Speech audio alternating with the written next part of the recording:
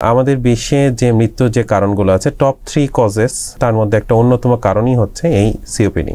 সাধারণত সিওপিডি রোগীরা প্রথমেই যেটা বলবে সেটা হচ্ছে ডিসপনিয়া, তার হচ্ছে শ্বাসকষ্ট। কারণ আমরা হচ্ছে স্বাভাবিক মানুষরা যেভাবে অক্সিজেন নিচ্ছে এবং কার্বন ডাইঅক্সাইড ছাড়তে পারছি, আমাদের ফুসফুসের যে ফাংশন, যে ক্যাপাসিটি, সেই ক্যাপাসিটিটা একটা সিওপিডি পেশেন্টের থাকছে না। এই না থাকার কারণে তার শরীরে কার্বন ডাইঅক্সাইড, তার ব্লাডে কার্বন ডাইঅক্সাইডের পরিমাণটা বেড়ে যাচ্ছে। সিওপিডি থেকে রক্ষা পাওয়ার জন্য ধূমপানটাকেই হচ্ছে বাদ দিতে হবে।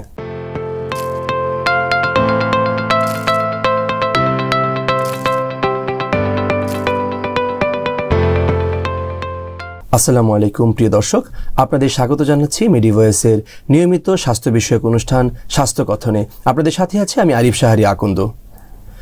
আজ 20 নভেম্বর 2024 বিশ্ব সিওপিডি দিবস। আমাদের সাথে সিওপিডি নিয়ে আলোচনা করার জন্য আমাদের স্টুডিওতে উপস্থিত আছেন বক্ষব্যাধি বিশেষজ্ঞ ডাক্তার ফাতেহ আকরাম দোলন, কনসালটেন্ট, 250 শয্যা বিশিষ্ট টিবি হাসপাতাল, ঢাকা। স্যার কেমন আছেন? আলহামদুলিল্লাহ ভালো। মিডিভয়েসের এই স্বাস্থ্য কথন অনুষ্ঠান যারা দেখছেন সবাইকে জানাচ্ছি শুভেচ্ছা। ধন্যবাদ স্যার। স্যার, এবছর সিওপিডি দিবসের প্রতিপাদ্য কি নেওয়া হয়েছে? আজকে 20 নভেম্বর বিশ্ব সিওপিডি দিবস, আর এটার প্রতিপাদ্য হচ্ছে নো ইয়োর লাং ফাংশন। আমাদের যে ফুসফুসের যে ফাংশনটা, এটা জানার জন্য আমাদেরকে প্রচেষ্টা চালাতে হবে, এটাই এই বছরের প্রতিপাদ্য। জি স্যার। স্যার, আসলে এই সিওপিডি বা ক্রনিক পালমোনারি যে অবস্ট্রাকটিভ ডিজিজটা আছে স্যার, এটা কি আসলে? যদি আমরা চিন্তা করি এই ক্রনিক অবস্ট্রাকটিভ পালমোনারি ডিজিজ বা সিওপিডি নিয়ে, এটা বিশ্বের একটা অন্যতম মৃত্যুর কারণ। এখানে আমরা যে বিষয়গুলো এখানে চলে আসছে, ক্রনিক মানে দীর্ঘমেয়াদী, অবস্ট্রাকশন মানে একটা বাধা, এবং পালমোনারি ডিজিজ মানে ফুসফুসের একটা রোগ।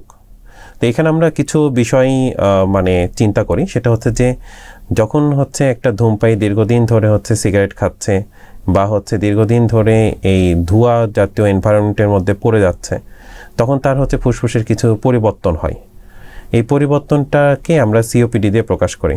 এখানে কিছু বিষয় আছে, আমাদের যে মূল যে শ্বাসনালী ব্রঙ্কাস, সেখানে হচ্ছে দীর্ঘমেয়াদী একটা ক্রনিক ব্রঙ্কাইটিস হয়, এবং আমাদের ফুসফুসের যে অ্যালভিওলি অংশটা আছে, যেটাকে আমরা লাং প্যারেনকাইমা বলে থাকি, সেখানে যেটা হতে পারে সেটা এমফাইসিমা তৈরি হতে পারে। এই কারণে আমাদের এই সমস্যাগুলো হতে পারে। আমরা যদি সিওপিডি নিয়ে চিন্তা করি, সিওপিডি একটা অন্যতম মৃত্যুর কারণ যেটা আমি বললাম। এখানে যেটা আমরা দেখেছি সেটা হচ্ছে 2012 সালের দিকে আমাদের প্রায় 3 মিলিয়ন মানুষ সারা বিশ্বে সিওপিডির কারণে মারা গেছে। এবং আমাদের বিশ্বে যে মৃত্যুর যে কারণগুলো আছে টপ 3 কজেস, মানে মূল যে 3টা কারণ মৃত্যু, তার মধ্যে একটা অন্যতম কারণই হচ্ছে এই সিওপিডি। এবং আরও যদি চিন্তা করি, দেখা যাচ্ছে যে এই যে মানুষজন মারা যাচ্ছে, তার একটা বড় অংশ মারা যায় হচ্ছে লো এবং মিডিল যে সোশিও ইকোনমিক কন্ডিশনের যে কান্ট্রিগুলো আছে সেগুলো নেই, এবং বাংলাদেশ এটা একটা অন্যতম। আর এটার অন্যতম কারণ হচ্ছে যারা সিগারেট খেয়ে থাকে। আমরা যেটা দেখি যে আমাদের দেশে সিগারেট, বিড়ি, তারপর হচ্ছে গাঁজা, বিভিন্নভাবে হচ্ছে এই ধূমপান করা হচ্ছে। এর ফলে আমাদের হচ্ছে সিওপিডিতে আক্রান্তের সংখ্যা ধীরে ধীরে বৃদ্ধি পাচ্ছে। স্যার, আমরা বর্তমানে হাসপাতালগুলোতে কিংবা আমরা চেম্বারগুলোতে প্রচুর পরিমাণে সিওপিডির পেশেন্ট দেখতে পাচ্ছি। স্যার, আসলে আপনার কি মনে হয় স্যার, এটার কারণ বা কেন এত বেশি আমরা পেশেন্ট সিওপিডির পাচ্ছি? স্যার, আমরা যেটা হাসপাতাল বা চেম্বারে যেটা পেয়ে থাকি সেটা হচ্ছে যে শ্বাসকষ্টের রোগীর সংখ্যা বেড়ে যায়। শ্বাসকষ্টের রোগী যে শুধুমাত্র সিওপিডির কারণে বেড়ে যাচ্ছে বিষয়টা তা না। এখানে সিওপিডির রোগী যেরকম বাড়ছে, সেরকম অ্যাজমা রোগী বাড়ছে, বা যারা হচ্ছে বিভিন্ন সময় ফুসফুসের বিভিন্ন রোগে আক্রান্ত হয়েছে তাদের সংখ্যাও বেড়ে যাচ্ছে। মানে এখানে মূলত যে সিওপিডি যে রোগীগুলো আসছে তারা শুধু যে সিওপিডি নিয়েই আসছে বিষয়টা তা না, সিওপিডির সাথে বিভিন্ন কোমরবিড কন্ডিশন নিয়েও আসে। যেমন ডায়াবেটিসের রোগী, হাইপারটেনশনের রোগী, তাদের সাথে যদি সিওপিডিটাও যোগ হয়, সেই রোগীটার হচ্ছে ঝুঁকি বৃদ্ধি পায়। আবার কিছু কিছু রোগী আছে যারা ফুসফুসের বিভিন্ন অসুখে আগে আক্রান্ত হয়ে থাকে, যেমন হচ্ছে যক্ষার আক্রান্ত এবং পরবর্তীতে সিওপিডি আক্রান্ত হয়েছে, তাদের ফুসফুসে কিছু ফাইব্রোসিস বা ব্রঙ্কাইটিস ডেভেলপ করেছে, সাথে সিওপিডির সমস্যাও আছে। এই ধরনের রোগীগুলোও হচ্ছে আমাদের কাছে আসে। আবার হচ্ছে শীতকালে, বর্তমানে যেরকম এখন একটা শীতের কন্ডিশন চলছে, এখানে হচ্ছে সর্দি কাশি রোগী বৃদ্ধি পেয়েছে, তো এই সময় হচ্ছে সিওপিডি রোগীগুলো বিভিন্ন ধরনের ইনফেকশন নিয়ে এসে থাকে। আমরা সিওপিডি রোগীদের যে বিষয়গুলো দেখি যে সেটা হচ্ছে যে সিওপিডি রোগীগুলো শ্বাসকষ্ট নিয়ে আসে, যেটাকে আমরা ডিসনিয়া বলে থাকি। এই শ্বাসকষ্টটা তার হচ্ছে হাঁটা চলার সাথে বৃদ্ধি পেতে পারে, তার দৈনন্দিন কাজকর্মের সাথে বৃদ্ধি পেতে পারে, বা হচ্ছে যারা বিভিন্ন রকমের ঝুঁকিপূর্ণ কাজ করে তাদের হচ্ছে বিভিন্ন কাজের সময় বৃদ্ধি পেতে পারে, ডিসনিয়া যেটা বলে থাকি। এর সাথে যেটা আসে রিকারেন্ট হুইচ, মানে হচ্ছে তাদের বুকের মধ্যে একটা শাঁসা চিচে আওয়াজ হয়, এটা নিয়ে আসে। এবং recurrent lower respiratory tract infection, আমরা যদি হচ্ছে আমাদের পুরো শ্বাসনালীটা চিন্তা করি তাহলে এখানে আমাদের যে নাকের ছিদ্রটা আছে এখান থেকে আমাদের ভোকাল কর্ড পর্যন্ত যে অংশটা, এটাকে আমরা বলি হচ্ছে আপার রেসপিরেটরি ট্র্যাক্ট।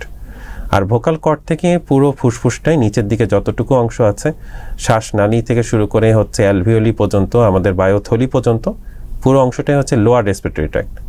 তা আমরা এখানে যেটা দেখি সিওপিডি রোগীদের হচ্ছে লোয়ার রেসপিরেটরি ট্র্যাক্ট যে ইনফেকশনটা সেটা ঘন ঘন হয়। আবার একই সাথে তাদের হচ্ছে এই কারণে ওই হুইজের সৃষ্টি হয় এবং তাদের হচ্ছে শ্বাসকষ্ট বৃদ্ধি পায়। তো আমরা সিওপিডিতে এই তিনটা বিষয়কে খুব হাইলাইটেড করি, dyspnoea, lower respiratory tract infection আর হচ্ছে রিকারেন্ট হুইজ। তো এই ধরনের রোগীদেরকে আমরা হচ্ছে বেশি পেয়ে থাকি এবং আমাদের ট্রিটমেন্টও এই বেসিসেই আমরা দিয়ে থাকি। আপনি যেমনটা বললেন যে রিকারেন্ট হুইচ যেটা আসে স্যার, এখন আমরা তো স্যার অ্যাজমার ক্ষেত্রে অনেক সময় দেখি রিকারেন্ট হুইচ হচ্ছে, এখন সেটা কি সেই রিকারেন্ট হুইচটাকে কি স্যার আমরা সিওপিডির জন্য মনে করব? এখানে তো অ্যাজমাতে যেরকম হুইজ হবে সিওপিডিতেও হুইজ হবে, এটা স্বাভাবিক। আবার হচ্ছে অ্যাজমা সিওপিডি ওভারল্যাপও হতে পারে, মানে একটা রোগী হচ্ছে অ্যাজমাতে আক্রান্ত, তারও হচ্ছে সিওপিডিও আক্রান্ত হয়েছে, দুটো একসাথে ওভারল্যাপও করতে পারে। তো এই হুইজ হচ্ছে অ্যাজমার হুইজ নাকি হচ্ছে সিওপিডির হুইজ, এটা বোঝার জন্য তো অবশ্যই আমাদের টেস্ট করতে হবে এবং সেটা হচ্ছে স্পাইরোমেট্রি। স্পাইরোমেট্রি করার মাধ্যমে আমরা হচ্ছে দেখি এই অবস্ট্রাকশনটা আসলে কী ধরনের অবস্ট্রাকশন হচ্ছে। এইভাবে আমরা নির্ধারণ করে থাকি যেটা হচ্ছে অ্যাজমার হচ্ছে বা সিওপিডি হচ্ছে সেটা নির্ধারণ করে থাকি।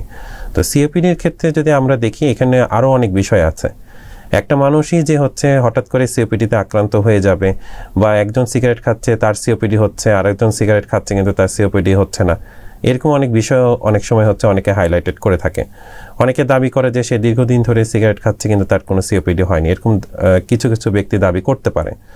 তো এখানে আমরা যেটা দেখি যে সিওপিডির ক্ষেত্রে কিছু ফ্যাক্টর আছে, একটা হচ্ছে জিন, আর একটা হচ্ছে এনভায়রনমেন্ট বা পরিবেশ, আরটা হচ্ছে যে সময়ের সাথে সাথে টাইম, যেটাকে আমরা জিটোমিক্স বা গেটোমিক্স এর টাইপের একটা টার্ম ইউজ করে থাকি। তো এখানে যেটা হচ্ছে যে জিন, যেটা যাদের হচ্ছে আলফা 1 অ্যান্টিট্রিপসিন ডেফিসিয়েন্সি আছে তাদের ক্ষেত্রে সিওপিডি হওয়ার ঝুঁকিটা একটু বেশি, এবং তাদের ক্ষেত্রে হচ্ছে এমফাইসিমা যে প্যাটার্নটা সেটা একটু বেশি হতে পারে। আবার হচ্ছে এখানে এনভায়রনমেন্ট, যে হচ্ছে এনভায়রনমেন্ট, যেমন আমি হচ্ছে অ্যাক্টিভ স্মোকার হিসেবে কেউ প্রেজেন্ট করতে পারে, কেউ প্যাসিভ স্মোকার দের সাথে থাকতে থাকতে তার আক্রান্ত হওয়ার ঝুঁকি বাড়তে পারে। আবার হচ্ছে এনভায়রনমেন্টে যেরকম হচ্ছে যে ধোঁয়া বা তৈরি হচ্ছে যে এনভায়রনমেন্টে, তাদের হচ্ছে কিছু ঝুঁকি বেশি থাকতে পারে।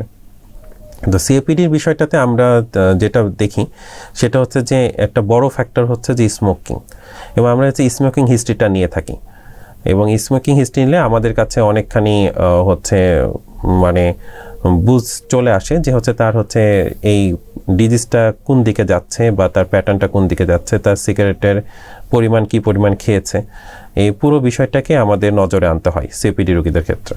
আচ্ছা স্যার, স্যার আপনি প্রথমে আমাদেরকে বলেছিলেন এমফাইসেমা, আসলে এমফাইসেমা বিষয়টা কি, মানে এটা বলতে আমরা কি বুঝবো আসলে? সিওপিডির ক্ষেত্রে দুটো বিষয় আমরা হচ্ছে হাইলাইট করেছি, একটা হচ্ছে ক্রনিক ব্রঙ্কাইটিস আর একটা হচ্ছে এমফাইসিমা। ক্রনিক ব্রঙ্কাইটিস এটা হচ্ছে আমাদের যে ব্রঙ্কাস আছে সেই ব্রঙ্কাসে হচ্ছে রিকারেন্ট ইনফেকশন হবে।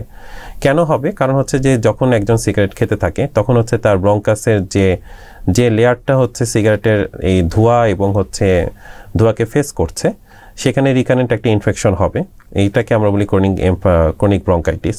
আর এমফাইসিমার ক্ষেত্রে আমরা যেটা বলি, আমাদের যে বায়োথলিগুলো আছে যেটাকে আমরা অ্যালভিওলি বলে থাকি, অ্যালভিওলির যে ওয়াল আছে সেই ওয়ালটা হচ্ছে ডিস্ট্রাকশন হতে থাকে, যারা সিগারেট খায় তাদের অ্যালভিওলিটা ডিস্ট্রাকশন হতে থাকে। দেখা যাচ্ছে যে হচ্ছে 2-3টা অ্যালভিওলি মিলে একটা বড় অ্যালভিওলি তৈরি করলো, আবার হচ্ছে অনেকগুলো অ্যালভিওলি মিলে একটা বড় একটা বুলা তৈরি করলো। বুলা বলতে একটা হচ্ছে আমরা যদি চিন্তা করি একটা বেলুনকে যদি আমরা ফুলানোর চেষ্টা করি, সেই বেলুনটা দ্রুত সংকুচিত হয়ে তার বাতাসটা বের করে দিবে, কিন্তু একটা বেলুনকে যদি অনেকক্ষণ ধরে ফুলিয়ে রাখা হয় সেটা হচ্ছে বড় হয়ে থাকবে। তো অ্যালভিওলির ক্ষেত্রে আমরা যেটা দেখি, অ্যালভিওলিতে যখন আস্তে আস্তে ডিস্ট্রাকশন হতে থাকে, হতে হতে একটা বড় বেলুন বা একটা বড় বুলাত তৈরি করে। এই বুলাতে যেটা হয় সেটা হচ্ছে যে আমাদের কার্বন ডাই অক্সাইড সমৃদ্ধ যে বাতাসটা সেটা হচ্ছে ট্র্যাপ হয়ে যায়, আটকা পড়ে, এবং এটা হচ্ছে বেরোতে পারে না। যেহেতু হচ্ছে ছোট বায়ুথলিগুলো, যেরকম হচ্ছে বায়ুথলিগুলো যেভাবে বাতাস বের করে দিতে পারে, ঠিক একইভাবে বড় বায়ুথলিতে যখন সেটা পরিণত হয় তখন সেটা বাতাস বের করে দিতে পারে না। এর ফলে দেখা যায় যে আমাদের ফুসফুসটা অনেক বড় হয়ে গেছে এবং মানে স্বাভাবিকের তুলনায় বড় হয়েছে, এবং যে অ্যালভিওলিগুলোতে বড় বড় বুলা তৈরি করেছে, এই বুলাগুলোর মধ্যে কার্বন ডাই অক্সাইড ট্র্যাপ হয়ে আছে বা আটকা পড়ে আছে। এই কারণে দেখা যাচ্ছে যে তার শ্বাসকষ্ট হচ্ছে। কারণ আমাদের যেটা স্বাভাবিক ফুসফুসে যেটা হবে, স্বাভাবিক ফুসফুস হচ্ছে অক্সিজেন নিবে, কার্বন ডাই অক্সাইড বের করে দিবে, এটা একটা স্বাভাবিক প্রক্রিয়া। কিন্তু দেখা যাচ্ছে যে যখন বড় বড় বায়ুথলি তৈরি হয়ে কার্বন ডাই অক্সাইডগুলো ট্র্যাপ হয়ে যাচ্ছে বা আটকা পড়ে যাচ্ছে, সেগুলো স্বাভাবিকভাবে বেরোতে পারছে না, তখন দেখা যাচ্ছে যে একটা মানুষের শ্বাসকষ্ট তৈরি হচ্ছে, এবং এটাকেই আমরা এমফাইসেমা বলে থাকি। স্যার স্যার আসলে সিওপিডির জটিলতাগুলো কি হতে পারে স্যার, বা আমরা যখন একজন সিওপিডির পেশেন্ট পাবো তার ভিতরে কেমন জটিলতা দেখতে পারি স্যার, সেই বিষয়ে যদি আমাদেরকে একটু বলতেন স্যার। সাধারণত সিওপিডি রোগীরা প্রথমেই যেটা বলবে সেটা হচ্ছে ডিসপনিয়া, তার হচ্ছে শ্বাসকষ্ট। সেই শ্বাসকষ্ট নিয়েই আমাদের কাছে আসবে, কারণ আমরা হচ্ছে স্বাভাবিক মানুষরা যেভাবে অক্সিজেন নিচ্ছি এবং কার্বন ডাই অক্সাইড ছাড়তে পারছি, আমাদের ফুসফুসের যে ফাংশন, যে ক্যাপাসিটি, সেই ক্যাপাসিটিটা একটা সিওপিডি পেশেন্টের থাকছে না। এই না থাকার কারণে তার শরীরে কার্বন ডাই অক্সাইড, তার ব্লাডে কার্বন ডাই অক্সাইডের পরিমাণটা বেড়ে যাচ্ছে, এবং বেড়ে যাওয়ার কারণে দেখা যাচ্ছে যে তার শ্বাসকষ্টটা বাড়ছে। সে চেষ্টা করছে আরও অক্সিজেন নিয়ে তার যে ফুসফুসের ক্যাপাসিটি সেটাকে বৃদ্ধি করতে, কিন্তু এই ক্রনিক ব্রঙ্কাইটিস বা এমফাইসেমার কারণে সেটা সম্ভব হচ্ছে না। সম্ভব না হলে যেটা দেখা যাচ্ছে যে রক্তে যে কার্বন ডাই অক্সাইডের পরিমাণটা সেটা বেড়ে যাচ্ছে। এই কার্বন ডাই অক্সাইডটা যখন বেড়ে যাবে তখন দেখা যাচ্ছে যে আমাদের আস্তে আস্তে সে রোগীটা রেসপিরেটরি ফেলিওরের দিকে যেতে পারে। আবার হচ্ছে একই সাথে যদি আমরা চিন্তা করি, রেসপিরেটরি অ্যাসিডোসিস ডেভেলপ করতে পারে, এবং একটা রেসপিরেটরি ফেলিওরের পেশেন্টকে দেখা যায় যে ধীরে ধীরে মৃত্যুর দিকে চলে যাচ্ছে, মৃত্যুর দিকে পৌঁছে যাচ্ছে। এবং শুধু যে হচ্ছে তার রেসপিরেটরি ফেলিওর হচ্ছে তা না, যাদের হচ্ছে আরও অনেক খারাপ কন্ডিশনে যায় তাদের হচ্ছে হার্টও ইনভলভ হয়, যেটি বিষয়টাকে আমরা হচ্ছে কর পালমোনালি বলি। এবং হার্ট ইনভলভ হলে যেটা দেখা যায় যে তার হচ্ছে হার্টের ফুসফুসের ক্যাপাসিটি কমার পরে ধীরে ধীরে হচ্ছে হার্টের ক্যাপাসিটিও কমে যাচ্ছে, তার পা ফুলে যাচ্ছে, তার হচ্ছে শ্বাসকষ্ট আরও বৃদ্ধি পাচ্ছে, এবং দেখা যাচ্ছে যে সে স্বাভাবিক কাজকর্ম করতে গেলেও হাঁপিয়ে যাচ্ছে। সাধারণত হচ্ছে দেখা যায় যে টয়লেটে গেলেও সে হাঁপিয়ে যাচ্ছে, চুল আঁচড়াতে গেলেও হাঁপিয়ে যাচ্ছে, বিভিন্ন স্বাভাবিক কাজকর্মতে সে হাঁপিয়ে যাচ্ছে। ধীরে ধীরে একটা লোক বা একটা ব্যক্তি ধীরে ধীরে একটা খারাপ কন্ডিশনের দিকে যাচ্ছে। স্যার আমরা তো জানি যে আপনি যেমনটা বললেন যে পা ফুলে যায়, এখন তো স্যার কিডনি ডিজিজের ক্ষেত্রে অনেক সময় পা ফুলে যায় স্যার, তো আমরা কখন বুঝবো যে ওনার সিওপিডির জন্য পা ফুলেছে আর কখন বুঝবো যে ওনার কিডনির জন্য পা ফুলেছে স্যার, সেটা যদি একটু আমাদেরকে বলতে। আমাদের চিকিৎসকদের ক্ষেত্রে সবচেয়ে গুরুত্বপূর্ণ বিষয় হচ্ছে যে তার হিস্ট্রিটা ঠিক মতো নিতে হবে, তার কাছে আমাদের শুনতে হবে যে আসলে তার কি কি সমস্যা আছে, এবং পুরো হিস্ট্রিটা নেওয়ার পরে তাকে হচ্ছে কিছু মেডিকেল টেস্টের দিকে যেতে হবে, এবং হচ্ছে দেখতে হবে যে তার কি কি সমস্যা, তাকে ফিজিক্যাল এক্সামিনেশন করতে হবে। ফিজিক্যাল এক্সামিনেশন করে আমরা হচ্ছে তার লাংয়ের কন্ডিশনটা দেখব, তার হার্টের কন্ডিশনটা দেখব, তার কিডনির কোনো সমস্যা আছে কিনা এটা বোঝার চেষ্টা করব। এরপরে হচ্ছে আমরা তাকে টেস্টের দিকে যাব। তো এখানেই হচ্ছে যেসব পেশেন্টের সিওপিডির ক্ষেত্রে, সিওপিডির জন্য করপালমোনালি হচ্ছে বা এই ধরনের রিলেটেড হচ্ছে, তাদেরকে আমরা যেটা করে থাকি সেটা হচ্ছে আমরা ইকোকার্ডিওগ্রাফি সাজেস্ট করি। ইকোকার্ডিওগ্রাফি করে আমরা তাদের হার্টের যে কন্ডিশন সেটা বোঝার চেষ্টা করি, তার পালমোনারি হাইপারটেনশনের কি কন্ডিশন সেটা আমরা বোঝার চেষ্টা করি, এবং তার আদার্স যে কজগুলো মানে কারণগুলো আছে সেগুলোকে আমরা হচ্ছে এক্সক্লুড করার চেষ্টা করি, দিয়ে তার সিওপিডির কন্ডিশনটা নির্ণয় করি। তো এখানে মূলত যে বিষয়গুলো চলে আসছে, আমরা হচ্ছে একটা রোগীর কাছ থেকে হিস্ট্রি নিব, তার হচ্ছে এক্সামিনেশন করব এবং তার হচ্ছে ইনভেস্টিগেশন করব, করে আমরা নির্ধারণ করব যে রোগীটা আসলে কি পর্যায়ে আছে, এবং এই অনুযায়ী আমাদের ট্রিটমেন্ট প্ল্যানটা আমরা ঠিক করব। স্যার আমরা সিওপিডির একজন পেশেন্টকে বা একজন রোগীকে কিভাবে চিকিৎসা দিব, কিংবা আমরা যদি এভাবে বলি স্যার একজন সিওপিডি আক্রান্ত রোগী উনি কিভাবে চিকিৎসা নেবেন বা কার কাছে যাবেন স্যার? এখানে হচ্ছে কিভাবে চিকিৎসা দিব বলতে গেলে আমরা প্রথমে তার সিমটমগুলোকে আগে অ্যানালাইসিস করব। এই ধরনের রোগীগুলো যেটা নিয়ে আসে, প্রথমে বলে দিয়েছি, ডিস্প নিয়ে আসে, শ্বাসকষ্ট নিয়ে আসে, recurrent lower respiratory tract infection নিয়ে আসে এবং রিকারেন্ট হুইজ নিয়ে আসে। তো আমরা হচ্ছে সিওপিডি রোগীদের সবসময় ট্রিটমেন্টের মানে আমাদের পরিচিত যে সিওপিডি রোগীগুলো আছে বা শ্বাসকষ্টের রোগীগুলো আছে বা শ্বাসকষ্ট রিলেটেড যে কোনো ডিজিজের রোগীগুলো আছে, তাদেরকে আমরা বলবো যে তাকে নিয়মিত একজন বক্ষব্যাধি বিশেষজ্ঞের চিকিৎসা নিতে হবে এবং সবচেয়ে গুরুত্বপূর্ণ বিষয় হচ্ছে নিকটস্থ যে বক্ষব্যাধি চিকিৎসক থাকবে তার পরামর্শেই তাকে চলতে হবে। এবং এই পরামর্শগুলো হচ্ছে শুধুমাত্র যে ডাক্তার দেখালেই শেষ হয়ে গেল তা না। সিওপিডি রোগীদের ক্ষেত্রে একটা দীর্ঘমেয়াদী, যেহেতু রোগের প্রথমে আমরা বলে দিয়েছি ক্রনিক এবং ক্রনিক অবস্ট্রাকটিভ পালমোনারি ডিজিজ, সুতরাং এর ট্রিটমেন্টটাও হচ্ছে সেই রকমেরই দীর্ঘমেয়াদী। রোগীকে আগে বুঝতে হবে যে তার কন্ডিশনটা কী, তাকে কীভাবে চিকিৎসা নিতে হবে, তাকে কীভাবে চলতে হবে। তা আমরা দেখা যায় যে একটা রোগী আসলে আমরা তার ইনফেকশন প্রিভেন্ট করার জন্য তার কী অ্যান্টিবায়োটিক প্রয়োজন সেটা আমরা দিয়ে থাকি। অনেক ক্ষেত্রে আমরা তাদের কফ পরীক্ষাটা করি, কফ পরীক্ষা করে সেই কফের কালচার করে দেখি যে আসলে কী জীবাণু দ্বারা সে বারবার আক্রান্ত হচ্ছে, সেই অনুযায়ী আমরা তাকে অ্যান্টিবায়োটিক সাজেস্ট করে থাকি। এবং দেখা যাচ্ছে তার যে রিকারেন্ট হুইজ সেটাকে কমানোর জন্য আমরা ব্রঙ্কোডাইলেটর ইউজ করি। এই ব্রঙ্কোডাইলেটরটা আমরা অনেকভাবে ইউজ করে থাকি। একটা হচ্ছে আমরা ইনহেলারের মাধ্যমে ইউজ করে থাকি, নেবুলাইজারের মাধ্যমে দিয়ে থাকি, আবার অনেক ক্ষেত্রে হচ্ছে ড্রাই পাউডার যে ইনহেলার ডিপিআই আছে এই ডিভাইসগুলো ইউজ করার মাধ্যমে আমরা দিয়ে থাকি। এটা হচ্ছে রোগীর আসলে কন্ডিশন বুঝে দিতে হবে। রোগীকে আমরা দেখব যে রোগী আসলে কি ডিভাইস ইউজ করার জন্য সে পারফেক্ট, সেটা দেখে তাকে আমরা ট্রিটমেন্টগুলো দিয়ে থাকব। এবং আমরা হচ্ছে রোগীর হিস্ট্রি নিব, তার ফিজিক্যাল কন্ডিশন দেখব এবং তাকে আমরা হচ্ছে এই ট্রিটমেন্টের সাথে তাকে অভ্যস্ত করব, তাকে বুঝাবো যে এটা কতদিন তাকে নিতে হবে বা আসলে হচ্ছে তার এই অবস্থা থেকে তার মুক্তি সম্ভব কিনা, সব কিছুই আমরা অ্যানালাইসিস করে তারপর ট্রিটমেন্ট দেবো। এখানে শুধু যে ড্রাগের উপরে বেসিস করে তার হবে সেটা না, তাকে লাইফস্টাইল মডিফিকেশন করতে হবে, তাকে ধূমপান পুরোপুরি ছেড়ে দিতে হবে। কিছু কিছু ক্ষেত্রে তার হচ্ছে কিছু যে ফিজিক্যাল কন্ডিশনের উপর বেস করে তাকে আমরা কিছু রেসপিরেটরি বা এই রিলেটেড ফিজিওথেরাপিও আমরা সাজেস্ট করে থাকি।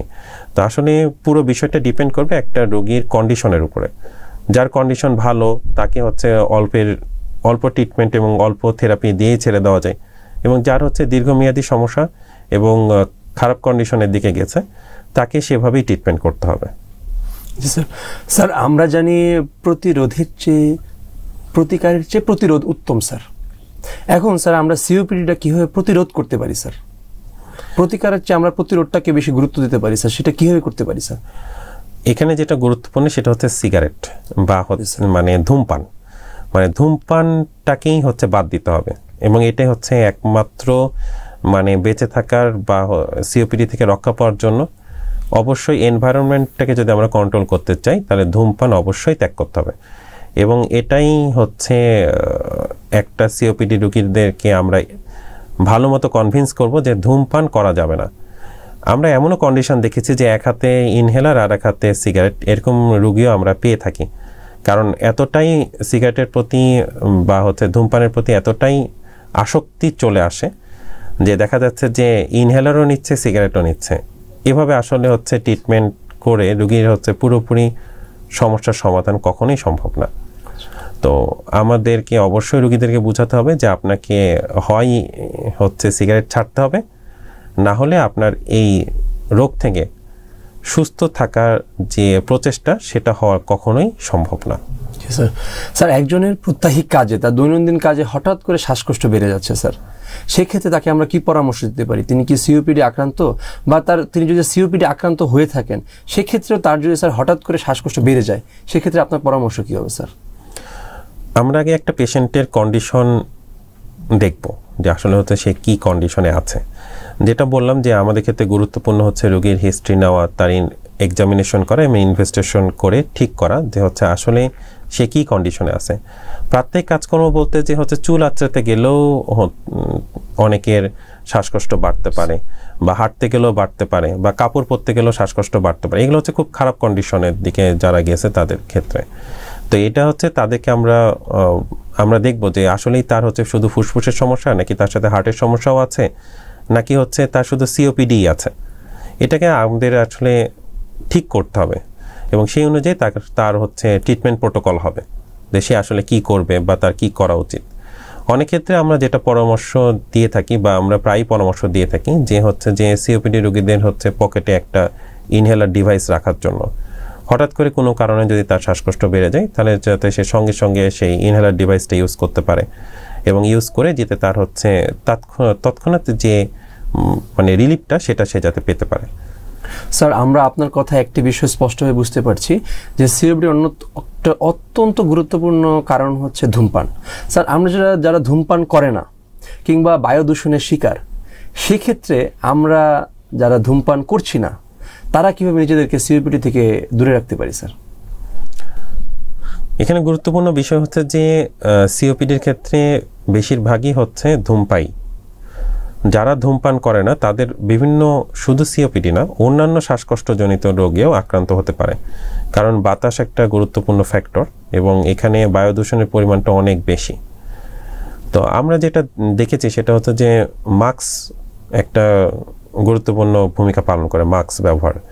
তো মাস্ক ব্যবহার করতে হবে যাতে হচ্ছে বায়ু দূষণ থেকে আমরা নিজেদেরকে রক্ষা করতে পারি এর জন্য। আর আরেকটা বিষয় হচ্ছে যে নিজের চারিপাশকে আসলে ধূমপায়ী মুক্ত রাখতে হবে বা ধূমপায়ীদের থেকে দূরে থাকতে হবে, কারণ প্যাসিভ স্মোকিংও একটা অনেক গুরুত্বপূর্ণ ফ্যাক্টর। আমার রুমমেট যদি নিয়মিত স্মোকিং করে তার একটা ইফেক্ট কিন্তু আমার উপরেও পড়বে। তো এই বিষয়টা আমাদের অবশ্যই খেয়াল রাখতে হবে। স্যার, একজন মানুষ দীর্ঘদিন যাবৎ সিওপিডিতে আক্রান্ত, ওনার এখন অনেক ঘুম হচ্ছে, উনি দীর্ঘক্ষণ ঘুমাচ্ছেন, এটি কি স্যার আমরা স্বাভাবিক ধরতে পারি নাকি এটি অস্বাভাবিক কোনো জটিলতা ওনার জন্য? এখানে অনেকগুলো ফ্যাক্টর আছে। সিওপিডির ক্ষেত্রে আমাদের রক্তে কার্বন ডাইঅক্সাইডের পরিমাণটা বেড়ে যাচ্ছে। তো সিওপিডি রোগীদের ক্ষেত্রে যদি এরকম ঘুমানোর পরিমাণটা বেড়ে যায়, এটাকে আমরা আসলে যেটা বলে থাকি সেটা হচ্ছে কার্বন ডাইঅক্সাইড নার্কোসিস। নার্কোটিক ড্রাগস যেরকম একটা মানুষকে ঘুম পাড়ায়, ঠিক সেরকম যখন কার্বন ডাইঅক্সাইডের পরিমাণটা আমাদের রক্তে বেড়ে যাবে, এটা আমাদের হচ্ছে সেন্ট্রাল নার্ভাস সিস্টেম বা ব্রেনকে ডিপ্রেশন করে দিবে। এই ডিপ্রেস পেশেন্টগুলো হচ্ছে ঘুমাবে। তো এটা একটা গুরুত্বপূর্ণ ফ্যাক্টর হচ্ছে যে তার ব্লাডে কার্বন ডাইঅক্সাইড পরিমাণটা বেড়ে গেছে। এটা মোটেও স্বাভাবিক বিষয় না। আমরা এটা আসলে অ্যানালাইসিস করব যে আসলে সে কী কন্ডিশনের মধ্যে আছে। তো এটার জন্য আমরা যেটা করি সেটা হচ্ছে যে তার এবিজি করে থাকি, আর্টেরিয়াল ব্লাড গ্যাস অ্যানালাইসিস। এটা করে আমরা বুঝতে পারি যে তার হচ্ছে ব্লাডে যে কার্বন ডাইঅক্সাইডের পরিমাণটা কী রকমের আছে বা অক্সিজেনের পরিমাণটা কী রকমের আছে, এটা আমরা দেখে তার হচ্ছে পরবর্তী ট্রিটমেন্ট প্ল্যানটা রেডি করে দিই। জি স্যার। স্যার, আমাদের কাছে যখন একজন পেশেন্ট আসে বা যে কোনো রোগ নিয়ে আসে, আমরা সবসময় একটা কথা শুনতে পারি যে স্যার আমি কি সম্পূর্ণ সুস্থ হয়ে যাব কিনা।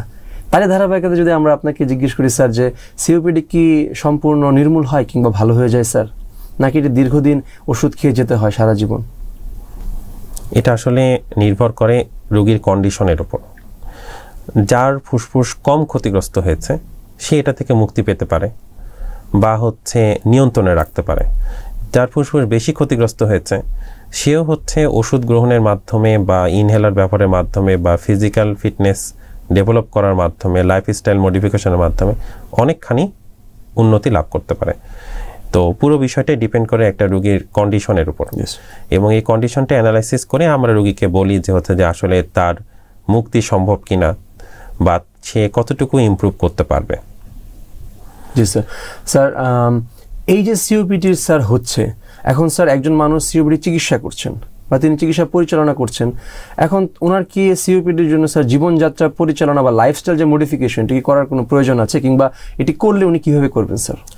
যে কোনো ডিজিজের ক্ষেত্রেই গুরুত্বপূর্ণ বিষয় হচ্ছে যে কেন অসুখটা হলো এবং এটার যদি থেকে মানে এই রোগ থেকে যদি মুক্তি পেতে চাই তাহলে কি করা উচিত, এটা অবশ্যই হচ্ছে আমাদের মাথায় রাখতে হবে। এটাকেই হচ্ছে লাইফস্টাইল মডিফিকেশন বলে। সিওপিডির ক্ষেত্রে একটা মানুষ দীর্ঘদিন ধরে সিগারেট খাচ্ছে, তাকে আমাকে কনভিন্স করতে হবে যে সে যাতে সিগারেটটা পুরোপুরি ছেড়ে দেয়। এরপরে হচ্ছে যে তার এনভায়রনমেন্টের সাথে ম্যাচ করে হচ্ছে যদি আরও কোনো ডিসিশন নিতে হয় সেই ডিসিশনটা আমাদেরকে নিতে হবে।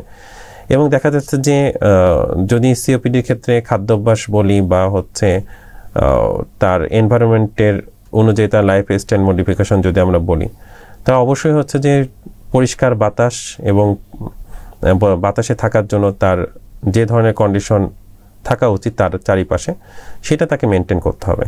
সিগারেট তো অবশ্যই ছাড়তে হবে। আর খাবারের ক্ষেত্রে যাদের অবস্থা খুবই খারাপ তাদেরকে আমরা বলি যে যেসব খাবার খেলে কার্বন ডাইঅক্সাইডের পরিমাণ রক্তে বেড়ে যায় সেসব খাবার একটু অ্যাভয়েড করতে, যেমন হচ্ছে হাই কার্বোহাইড্রেট যেগুলো আছে, চিনি জাতীয় খাবার বা হচ্ছে কার্বোহাইড্রেটের পরিমাণ যেটাতে বেশি। কারণ আমরা জানি যে হচ্ছে আমাদের শরীরে যখন একটা খাবার আমরা গ্রহণ করি সেই খাবারটা তো আমাদের কোষে চলে যায় এবং সেখানে হচ্ছে মেটাবলিজম হয়। মেটাবলিজম হয়ে সেখানে কার্বন ডাইঅক্সাইড এবং অক্সিজেন এই একটা রেশিও চেঞ্জ হতে পারে। তো যখন একটা ফুড যখন মেটাবলিজম হয় তো সেখানে হচ্ছে কার্বন ডাইঅক্সাইড উৎপাদন হয়। এই কার্বন ডাইঅক্সাইড উৎপাদনটা যাতে হচ্ছে কম হয় তো সেই অনুযায়ী আমরা খাবার সাজেস্ট করে থাকি বা বলে থাকি। তো সিওপিডি রোগীদের যাদের খারাপ কন্ডিশন, যাদের হচ্ছে ফুড হ্যাবিটও চেঞ্জ করা লাগে, তাদেরকে তখন আমরা পরামর্শ দিয়ে থাকি যে তারা যাতে কার্বোহাইড্রেটের পরিমাণটা কিছুটা কমিয়ে দেয়, যাতে হচ্ছে তার যে আর্টেরিয়াল ব্লাড গ্যাস যেটার কন্ডিশন সেটা যাতে স্বাভাবিকের দিকে থাকে। এটা একটা গুরুত্বপূর্ণ বিষয়। স্যার খাদ্যাভ্যাসটা যে বললেন স্যার কমিয়ে দেওয়া বাড়িয়ে দেওয়া, এই যে বিষয়গুলো স্যার, এখন আমাদের দেশে তো স্যার অনেক কিছুটা স্যার গরিব মানুষ থাকে, তারা সেই ক্ষেত্রে স্যার কীভাবে এটা পরিচালনা করতে পারে বা এই ব্যয়ভারটা কীভাবে বহন করতে পারে স্যার, সেই ক্ষেত্রে আপনাদের পরামর্শ কী হবে স্যার? আসলে খাবারের বিষয়টার সাথে হচ্ছে ধনী গরিব বিষয়টা সেরকম না। বিষয়টা হচ্ছে যে আমি কি খাচ্ছি। আমি যদি হচ্ছে দেখা যায় যে ঘন ঘন মানে চিনি জাতীয় খাবার ঘন ঘন বেশি খাচ্ছি, সেটাকে আমি কমাতে পারি। বা দেখা যাচ্ছে যে হচ্ছে কেউ অতিরিক্ত কোনো একটা খাবারের প্রতি ঝোঁক বেড়ে গেছে যেটা তার অসুখের জন্য ক্ষতিকর, সেটাকে সে অ্যাভয়েড করতে পারে। তো বিষয়টা হচ্ছে যে সবার ফুড হ্যাবিট একরকম না। কেউ হচ্ছে দেখা যায় যে কার্বোহাইড্রেট জাতীয় খাবার অনেক বেশি খায়, যেটা আমাদের মানে রিজনে হয়ে থাকে। বা আমিষের পরিমাণটা আমি যদি বাড়াতে চাই, দেখা যাচ্ছে যে এখানে অনেক খাবারই আছে যেখান থেকে আমিষ গ্রহণ করা যায়, ডাল আছে, ডিম আছে। তো এটা আসলে মানে ডিপেন্ড করবে যে আমি কি খাচ্ছি সেটার উপরে। তো এখানে হচ্ছে প্রতিটা মানুষেরই হচ্ছে তার যখন বলা হবে একটা ডিজিজের সাথে সম্পর্ক রিলেটেড, যেমন ডায়াবেটিসের রোগীদের ক্ষেত্রে আমরা একদমই চিনি খেতে নিষেধ করে দিই, খাওয়াই যাবে না, চিনি জাতীয় খাবার খাওয়াই যাবে না, এবং কার্বোহাইড্রেটের ক্ষেত্রে তাকে কিছু রেস্ট্রিকশন করে দেওয়া হয়। তো এটার সাথে রিলেটেড হচ্ছে মানে আমি কি খাচ্ছি সেটা অনুযায়ী আমাকে ডিসিশন নিতে হবে যে আমি কি খাবো না। জি sir, thank you sir. Sir আমরা কি এমনভাবে বলতে পারি যে সিওপিডি রোগী একটা লক্ষণ প্রকাশ পেল, তিনি একটি পরীক্ষা করলেন, স্পাইরোমেট্রি যেটি বললেন স্যার, সেটি করার মাধ্যমে আমরা যদি লক্ষণ প্রকাশের আগে যদি স্পাইরোমেট্রিটা করি সবাইকে, সেক্ষেত্রে কি স্যার আমরা সিওপিডির জটিলতা কিংবা সিওপিডির যে হার সেটাকে কমাতে পারি? এটার বিষয় হচ্ছে যে সচেতনতা তৈরি। যারা অতিরিক্ত সিগারেট খাচ্ছে তাদের মধ্যে যদি আমরা সচেতনতা তৈরি করতে পারি যে হচ্ছে যে আপনারা সবাই স্পাইরোমেট্রি টেস্ট করেন, আপনার লাং ফাংশনটা আপনি নিজে বুঝেন, সেই ক্ষেত্রে এটা সম্ভব। এবং সেক্ষেত্রে হচ্ছে আমাদের ধূমপায়ীদের উদ্বুদ্ধ করতে হবে যে আপনি হচ্ছে স্পাইরোমেট্রি করেন এবং হচ্ছে আপনার লাং ফাংশনটা দেখেন, যেটা এবারে হচ্ছে প্রতিপাদ্য যে lung function, know your lung function. তা আমরা হচ্ছে এক্ষেত্রে এটা একটা সচেতনতা তৈরির জন্য আমরা উদ্বুদ্ধ করতে পারি। তাই উদ্বুদ্ধ যদি করতে পারি তখন হচ্ছে যে কন্ডিশন একজন স্মোকারকে আমরা তখন বুঝাতে পারবো যে আপনার লাং ফাংশনটা ডেটোরিয়েট করেছে, আগের চেয়ে খারাপ হয়ে গেছে, সুতরাং আপনার এখনই উচিত সিগারেট ছেড়ে দেওয়া এবং আপনাকে কিছু মডিফিকেশন হচ্ছে ফলো করা, যাতে ভবিষ্যতে আপনি একদম খারাপ কন্ডিশনের দিকে না যান। তো পুরো বিষয়টা নির্ভর করে যে আমরা কত দূর সচেতনতা তৈরি করতে পারবো, আমরা কত মানে কিভাবে লোকদেরকে বোঝাতে পারবো। আমরা যখন হচ্ছে সবাইকে সচেতন করতে পারবো তখন সবাই নিজেরাই উদ্বুদ্ধ হবে স্পাইরোমেট্রি করার জন্য এবং হচ্ছে তার ফুসফুসের কন্ডিশনটা জানার জন্য এবং ধূমপানটা ত্যাগ করার জন্য। যদি তারা ধূমপান ত্যাগ করতে পারে এবং কন্ডিশন বুঝতে পারে তাহলে আমাদের সম্ভব সিওপিডির যে মৃত্যুর হারটা সেটা কমিয়ে আনা। কারণ শুধু সিওপিডির কারণে মারা যাচ্ছে তা না, একটা মানুষের সিওপিডির সাথে ডায়াবেটিস আছে, হাইপারটেনশন আছে, আদার কোমরবিডিটি আছে, এটার কারণেও হচ্ছে একটা মানুষের শারীরিক কন্ডিশন খারাপ হয়ে যাচ্ছে। তো সবচেয়ে বড় কথা হচ্ছে নিজেকে ভালোবাসতে হবে। নিজেকে ভালোবাসতে পারলে আমাদের নিজেদের মধ্যে একটা সচেতনতা তৈরি হবে। এই সচেতনতার মাধ্যমে আমি আমার শরীর শারীরিক কন্ডিশন যেটা সেটাকে আমরা হচ্ছে ইমপ্রুভ করতে পারবো বা হচ্ছে একটা স্টেবল কন্ডিশনে থাকতে পারবো। তো সবার আগে সচেতনতাটাই জরুরি।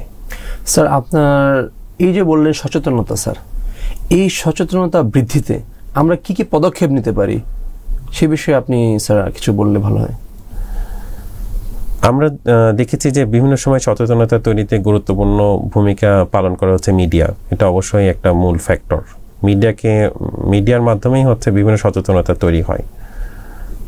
এখন তো হচ্ছে শুধুমাত্র যে মানে টিভি বা রেডিও এগুলোই আছে তা না, এখন হচ্ছে ফেসবুক কেন্দ্রিক প্রচারণা আছে, টুইটার কেন্দ্রিক প্রচারণা আছে, আবার বিভিন্ন যদি বলি বিভিন্ন ফাউন্ডেশন আছে যারা এসব প্রচারণা করতে পারে বা প্রচারণাতে সাহায্য করে।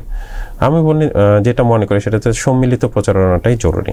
সব দিক দিয়ে আমরা প্রচারণা চালাতে পারি, যে আমরা যাতে হচ্ছে ফুসফুসের ফাংশনটা আমরা যাতে জানি, আমরা যাতে আমাদের নিজেদের ফুসফুসকে যাতে ভালোবাসি। স্যার স্যার আপনি আমাদের পুরো অনুষ্ঠান জুড়ে বললেন স্পাইরোমেট্রি।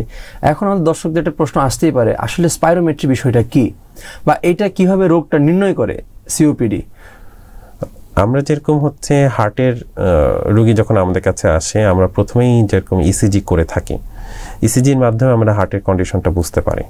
ঠিক তেমনিভাবে হচ্ছে ফুসফুসের কন্ডিশন বোঝার জন্য যে টেস্টটা, সেটার নাম হচ্ছে স্পাইরোমেট্রি। আমরা শুধু যে ফুসফুসে এক্সরে করেই যে ফুসফুসের কন্ডিশনটা বুঝতে পারি তা না, লাং ফাংশন বোঝার জন্য আমরা যে টেস্টটা করে থাকি সেটা স্পাইরোমেট্রি। এটা একটা মেশিনের মধ্যে ফু দিয়ে পরীক্ষাটা নির্ণয় করা হয়। এটার মাধ্যমে আমরা হচ্ছে force expiratory volume in first second এবং হচ্ছে এখানে ফোর্সড ভাইটাল ক্যাপাসিটি যে বিষয়গুলো আছে ফুসফুসের, ফু দিয়ে আমরা পরীক্ষাটা করে থাকি। একটা মেশিনের মধ্যে একটা পেশেন্টকে আমরা হচ্ছে কনভিন্স করি কীভাবে ফু দিতে হবে, ফু দিয়ে কতটুকু বাতাস বের হলো, এই বাতাসটা আমরা হচ্ছে এখানে পরিমাপ করে নিয়েই আমরা হচ্ছে এই টেস্টটা করে থাকি। তো স্পাইরোমেট্রি এখন অ্যাভেলেবল জেলা শহরগুলো অনেক জায়গাতেই হচ্ছে, বক্ষরোধী বিশেষজ্ঞরা এটা করছে। এবং ফুসফুসের লাং ফাংশন জানার জন্য এই স্পাইরোমেট্রির কোনো বিকল্প নাই। স্যার একটি বিষয় হচ্ছে, আমরা বর্তমানে দেখতে পাচ্ছি যে শিশুরাও সিওপিডিতে অনেক বেশি আক্রান্ত হচ্ছে আগে থেকে। স্যার এই ক্ষেত্রে তাদের এই বিষয়টা আপনি কিভাবে দেখেন স্যার? বিষয়টা শিশুরা সিওপিডিতে আক্রান্ত হচ্ছে বিষয়টা তা না, শিশুরা বিভিন্ন ধরনের হচ্ছে শ্বাসনালীর সংক্রমণে আক্রান্ত হচ্ছে। এবং এটা যে এখন বেশি হচ্ছে তা না, এটা হচ্ছে আগে থেকেই হচ্ছে, বিভিন্ন সময় ধরেই হচ্ছে। শিশুদের শ্বাসনালীর সংক্রমণটা আমরা যদি দেখি যে এটা জন্মের পর থেকেই হচ্ছে। এটার জন্য অনেক বিষয় দায়ী। এটার জন্য হচ্ছে বিভিন্ন ভাইরাস দায়ী বা বিভিন্ন হচ্ছে কন্ডিশন এটার উপর ডিপেন্ড করে। ছোট ছোট বাচ্চারা নিউমোনিয়াতে আক্রান্ত হচ্ছে, তারপরে হচ্ছে ব্রঙ্কিওলাইটিস হচ্ছে, বা বিভিন্ন ধরনের ফুসফুসের ডিজিজে আক্রান্ত হচ্ছে। শুধু ফুসফুসের ডিজিজ বলবো সেটা না, তারা হচ্ছে আপার রেসপিরেটরি ট্র্যাক্ট এবং লোয়ার রেসপিরেটরি ট্র্যাক্ট ইনফেকশন দুটাই বাচ্চারা নিয়ে আসে এবং ফেস করে। এটা আসলে হচ্ছে যে বাবা মাদের একটা সচেতনতা আছে, পরিবারের একটা সচেতনতা আছে। ঘন ঘন সর্দি কাশি বাচ্চাদের লেগে থাকবেই, এটাই স্বাভাবিক। তো এইটা যাতে কম লাগে বা এটার থেকে যাতে আমরা তাদেরকে মুক্তি দিতে চাই, তাহলে আমাদেরও হচ্ছে বাচ্চাদেরকে নিয়ে ভাবতে হবে, তাদেরকে চিন্তা করতে হবে তাদের যাতে ঠান্ডা না লাগে, তারা যাতে হচ্ছে যখন ধুলা পূর্ণ জায়গাগুলোনে যাই তখন তারা যাতে মাস্ক ব্যবহার করে, বা তাদেরকে যাতে আমরা একটা নির্মল বায়ু উপহার দিতে পারি, সেই প্রচেষ্টাটা আমাদের করতে হবে যাতে তাদেরকে ফুসফুসের সংক্রমণ থেকে আমরা রক্ষা করতে পারি। জি স্যার। স্যার সিওপিডি রোগীদের আসলে কোন সময় কিংবা কোন আবহাওয়ায় তাদের বেশি কষ্ট হয় বা ক্ষতি হয়, বা তাদের কোন সময়টা আসলে বেশি একটু সচেতনতা বেশি অবলম্বন করা উচিত স্যার? ধুলা ধোঁয়া যে পরিবেশে আছে সেই পরিবেশটা অবশ্যই একটা সিওপিডি রোগীর অ্যাভয়েড করতে হবে, এবং এইটাই তার হচ্ছে মানে এটা তার মাথাতে রাখতে হবে। এটা কি এরকম হতো যে গরমকালে এটা একটু বেশি সমস্যা হচ্ছে বা শীতকালে হচ্ছে স্যার, এরকম কি কোনো সমস্যা আছে এই রোগটার ক্ষেত্রে? এখন আমরা হচ্ছে বিভিন্ন জায়গায় যে বিষয়টা দেখতে পাই, গরমকালে হচ্ছে বিভিন্ন জায়গায় ধুলার পরিমাণটা বেড়ে যায়, আর শীতকালে বেড়ে যায় হচ্ছে কুয়াশা এবং হচ্ছে ঠান্ডা। তো গরম বা শীত যেটাই হোক না কেন, নিজের সুস্থতার জন্য আমাকে মাস্ক পরতে হবে এবং বায়ু দূষণ থেকে রক্ষা পাওয়ার জন্য আমার যা যা করা প্রয়োজন সেটা করতে হবে। আর যদি হচ্ছে দেখা যায় যে শ্বাসকষ্ট শুরু হচ্ছে, তাহলে বক্ষব্যাধি বিশেষজ্ঞের পরামর্শ নিতে হবে এবং নিজে সচেতনভাবে তার ট্রিটমেন্টটা করে যেতে হবে। সিওপিডি যে ডিজিজটা আছে, এটার ক্ষেত্রে আমরা যদি প্রতিরোধ করতে চাই স্যার, আপনি বললেন আমাদের প্রথমে প্রতিরোধ করার বিষয়, এখন সেই ক্ষেত্রে ডাক্তারদের ভূমিকা কি হতে পারে এবং রোগীদের ভূমিকা কি হতে পারে, কিংবা রোগীর স্বজনদের ভূমিকা কি হতে পারে, সেটা যদি একটু আমাদেরকে বলতেন সংক্ষেপে স্যার। ডাক্তারদের ভূমিকা হচ্ছে ডাক্তার একটা রোগীকে সচেতন করবে, যে রোগীটা তার কাছে আসবে তাকে, যে তার এই রোগটা কি কারণে হয়েছে, এটা আর কত খারাপ কন্ডিশনে যেতে পারে, কি করলে এটা থেকে সে রক্ষা পাবে, এটার সম্পর্কে একজন ডাক্তার তার রোগীকে সচেতন করবে। রোগী সচেতন স্বজনদের ক্ষেত্রে গুরুত্বপূর্ণ বিষয় হচ্ছে যে যে কারণে রোগটা বৃদ্ধি পাচ্ছে সেই কারণ থেকে তার আত্মীয়কে বা তার স্বজনকে সেটা থেকে দূরে রাখবে। আর রোগীদের সচেতনতা বাড়ানোর জন্য যেটা আমি বলেছি যে সম্মিলিত সচেতনতাই জরুরি, এবং আমরা যাতে হচ্ছে সারা দেশের জনগণকে যদি আমরা সচেতন করতে চাই তাহলে আমাদের হচ্ছে প্রচারণাটা বৃদ্ধি করতে হবে, এবং প্রচারণাটা বৃদ্ধির মাধ্যমে আমরা হচ্ছে সিওপিডিটা প্রতিরোধ করতে সক্ষম হব। স্যার, সবশেষে আমরা আপনাকে জানতে চাই, এই যে বিশ্ব সিওপিডি দিবস, এই দিবস উপলক্ষে আপনি আমাদের দর্শকদের স্যার কি বলবেন, স্যার কি উপদেশ দিবেন? স্যার, দর্শকদের যে উপদেশটা দিব সেটা হচ্ছে আমাদের প্রতিপাদ্যটাকেই আমরা উপদেশ দিব যে নো ইয়োর লাং ফাংশন, আপনার ফুসফুসের ফাংশন সম্পর্কে জানুন, এবং আপনি সিওপিডি থেকে মুক্তি লাভ করার জন্য যে যে প্রচেষ্টা আছে সেই প্রচেষ্টাগুলো অনুসরণ করুন। ধন্যবাদ স্যার, আমাদের পুরো অনুষ্ঠান জুড়ে আমাদেরকে সময় দেওয়ার জন্য। আমরা আশা করি আমাদের দর্শকরা আজকের এই অনুষ্ঠান থেকে আপনি যে কথাগুলো বললেন, দর্শকরা অনেক বেশি উপকৃত হবে। স্যার, আপনাকে ধন্যবাদ স্যার। আসসালামু আলাইকুম। ওয়ালাইকুম আসসালাম। মেডিভয়েসকেও ধন্যবাদ এত সুন্দর একটা অনুষ্ঠানে আমাকে আমন্ত্রণ জানানোর জন্য। প্রিয় দর্শক মণ্ডলী, আপনাদেরকে অসংখ্য ধন্যবাদ যারা আমাদের সাথে এতক্ষণ ছিলেন, আমাদের অনুষ্ঠান পুরো দেখেছেন। আমরা আশা করি আপনারা আজকের অনুষ্ঠান থেকে অনেক কিছু শিখেছেন এবং আপনাদের জীবনে আপনারা এগুলো প্রয়োগ করবেন। আপনাদের সাথে দেখা হবে অন্য একটি অনুষ্ঠানে। সে পর্যন্ত ভালো থাকুন। আল্লাহ হাফেজ।